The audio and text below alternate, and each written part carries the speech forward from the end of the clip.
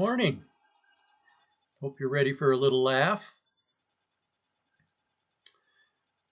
A guy is 81 years old and loves to fish. He is sitting in his boat one day when he hears a voice say, "Pick me up."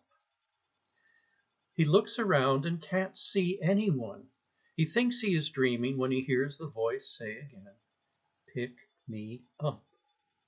He looks in the water, and there, floating on the top, is a frog. The man says, "Are you talking to me?" The frog says, "Yes, I'm talking to you. Pick me up, then kiss me, and I'll turn into the most beautiful woman you've ever seen."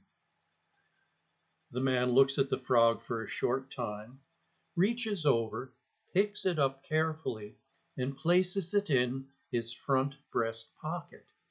Then the frog says, "What, are you nuts? Didn't you hear what I said?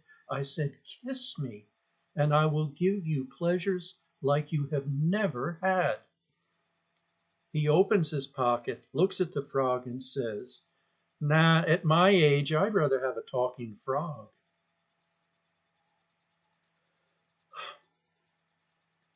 A woman accompanied her husband to the doctor's office.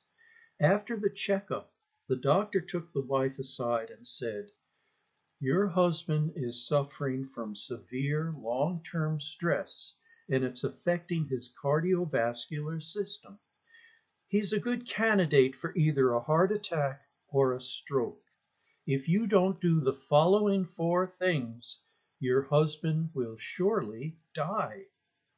First, each morning, fix him a healthy breakfast and send him off to work in a good mood.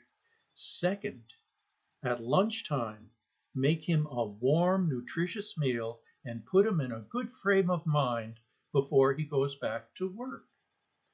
Third, for dinner, fix an especially nice meal and don't burden him with household chores. Fourth, and most important for invigorating him and relieving stress, have sex with him several times a week and satisfy his every whim in bed." On the way home in the car, the husband turned to his wife and asked, "So, I saw the doctor talking to you and he sure seemed serious. What did he tell you?"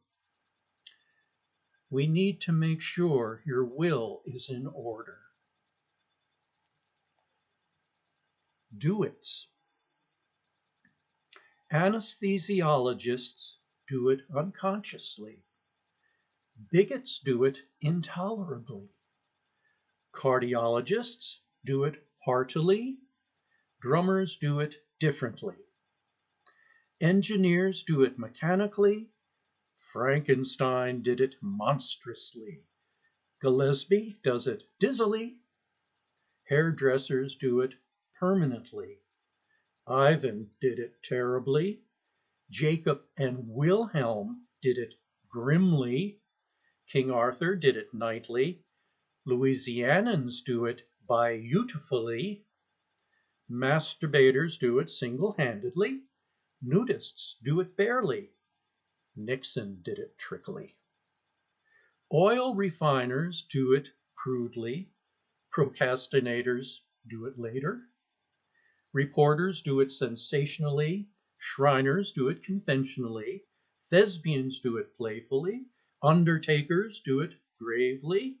Venetians do it swimmingly. Wagnalls does it funkily.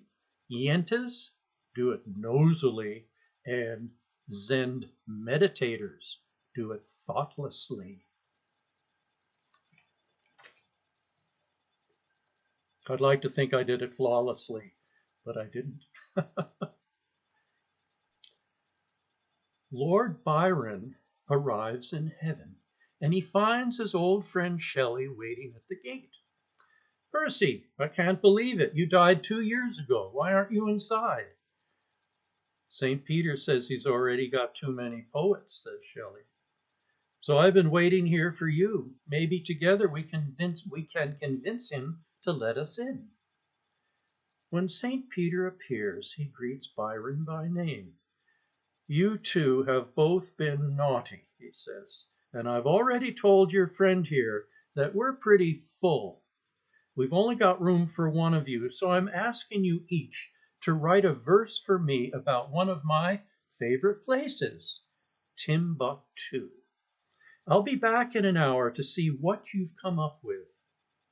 When St. Peter returns, Shelley proudly recites his poem.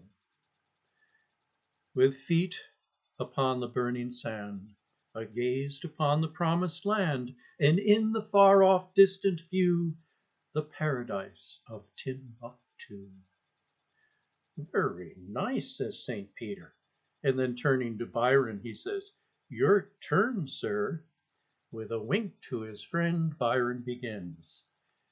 Tim and I a-hunting went, and spied 3 maidens in a tent. They were 3, and we were 2, so I bucked 1, and Tim bucked 2. Anyway, until the next time, goodbye.